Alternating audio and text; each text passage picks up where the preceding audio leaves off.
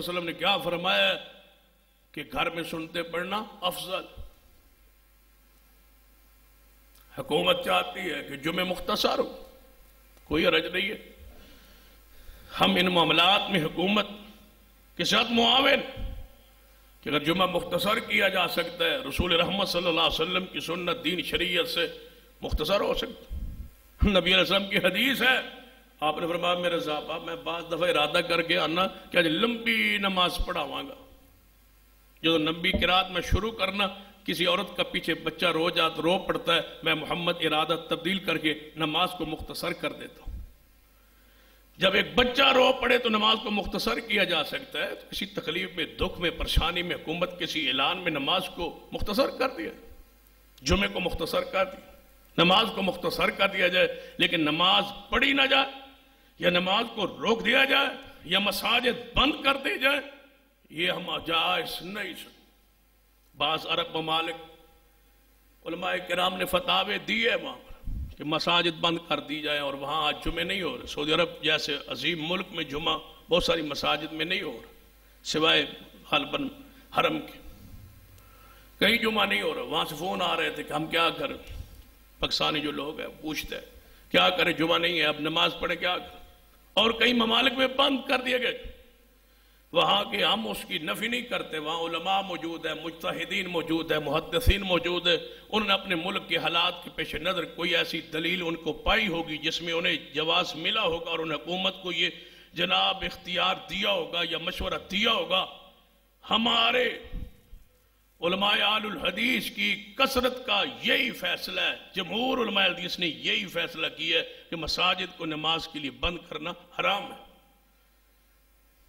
نبی علیہ السلام کے زمانے بھی، رسول اللہ صلی اللہ علیہ وسلم کے صحابہ کے زمانے بھی طاعون بیماریاں وبائیں پھیلتی تھی، مساجد بند نہیں ہوتی. رسول اللہ کی فرمایا ادھر جاؤ نہ تو ادھروں کوئی بندہ باہر نہ نکلے. یہ نہیں فرمایا کہ مسافت ترک کر دو، نماز ترک کر دو، مسجدوں چھوڑ دو. بارش میں رسول رحمت نے فرمایا تھا الا صلوا فی الرحال قید، لیکن طاعون میں، وبا میں، بیماری میں کہیں رسول اللہ نہیں فرمایا. جس طرح سن لو، ہمارا بات کا خلاصہ سن لے کہ جس طرح ہسپتال بند نہیں ہو سکتے اس طرح مساجد بند نہیں ہو سکتی، اس لیے کہ وہاں بھی علاج ہوتا ہے، جہاں بھی علاج ہوتا ہے وہاں بھی شفا نصیب ہوتی ہے. اور ہمارا عقیدہ ہے نماز میں بھی شفا نصیب ہوتی. ہمارا ایمان ہے، ہمارا عقیدہ ہے کہ نماز میں شفا ہوتی. قرآن کہتا ہے یا ایھا الذین آمنوا استعینوا بالصبر والصلاۃ ان اللہ مع الصابرین. ایمان والو، مصیبت پریشانی آئے تو مدد طلب کرو نماز کے ساتھ، مسجد کے دوڑ. سیدنا ابو ہریرہ رضی اللہ عنہ کو پھوڑا نکلتا جسم پر، 2 رکعت نماز پڑھتے اللہ شفا دے دیتا.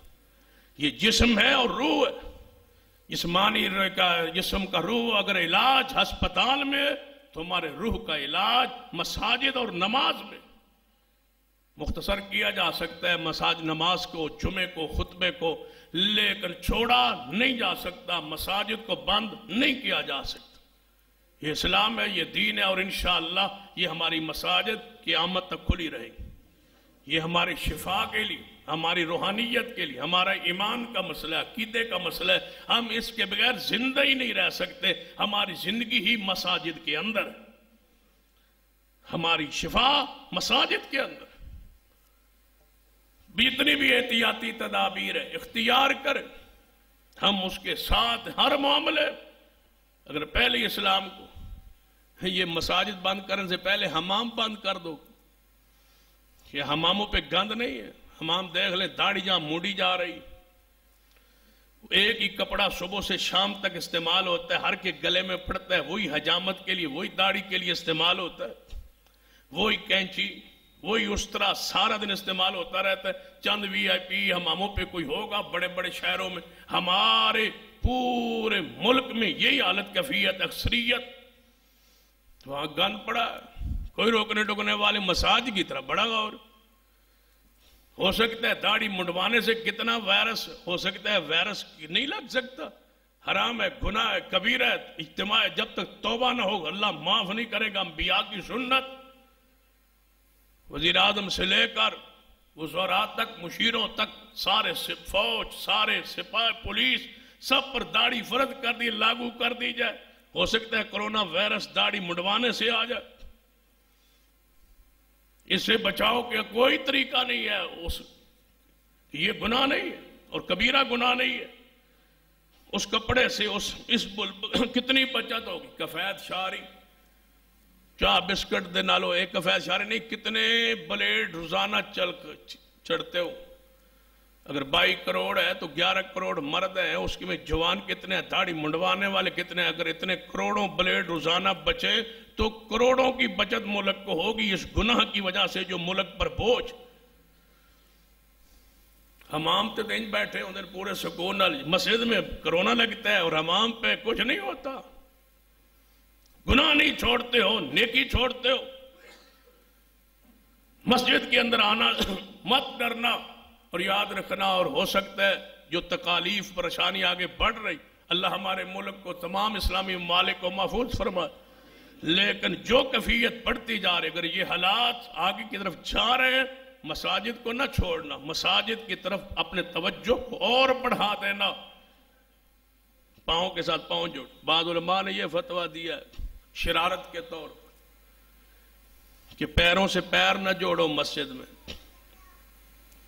پہلے وہ جوڑنے کے قائل نہیں تھے نا، تو اب کہتے ہیں نمازوں کے اندر تھوڑا سا فٹ فرق کر، بلکہ ایک نماز کا کلپ بھی چڑھا ہے کہ 8-10 نمازی ہیں، 10-15 صفوں میں کھڑے، کوئی ادھر کھڑا ہے کوئی ادھر کھڑا ہے، اس کو جماعت کہتے ہیں، گھر ہی پڑھ لے۔ رسول رحمت نے فرمایا پیروں کو جوڑو، اللہ تمہارے دلوں کو جوڑ دے گا۔ رسول اللہ فرماتے ہیں دلوں کو جوڑ دے گا، تم کہتے ہو وائرس ہوگا، نہیں ہو سکتا وائرس، اور مجھے یقین ہے، اور ایمان کا مسئلہ ہے بھائی، ہر بندے کے اپنے ایمان کی کیفیت ہے، میرا یقین ہے اس ارادے اور نیت سے سنت پہ عمل کیجئے، یہ کہ محمد مصطفیٰ کی سنت ہے، اللہ کی رحمت سے یقین سے کہتا ہوں اللہ تمہیں کسی وائرس سے، سنت پر عمل کرنے سے اللہ کسی وائرس کا شکار نہیں کرے گا، اللہ ہر وائرس سے محفوظ رکھے۔ ایمان ہے، ہمارا یقین ہے، مسافہ کرنے سے ہمیں وائرس نہیں لگتا، یہ ہمارا یقین ہے۔ اگر انہیں ڈرنا ہے کافرہ کی طرح ڈرتے ڈرتے، اما بھائی کیا مسئلہ ہے، کرونا وائرس سے کیا زیادہ تو مر جائیں گے نا، لیکن رسول اللہ کی حدیث ہے کہ جو وبائی مرض سے مر جاتا ہے میں محمد اعلان کرتا ہوں کہ اس کے لیے یہ رحمت ہے اور وہ شہید ہے۔ جو رسول اللہ شہادت کی خبر دے دی ہے، اور کیا بچنا ہے بچ جائیں گے، مرنا ہے مر جائیں گے، یہ اللہ کے اختیار میں ہے، جب اس نے موت لکھی ہے آ کے رہے گی۔ اپنے ایمان کو مت کمزور کرنا، ہمارا ایمان ہے کہ اسلام میں کوئی متعدی مرض نہیں ہے۔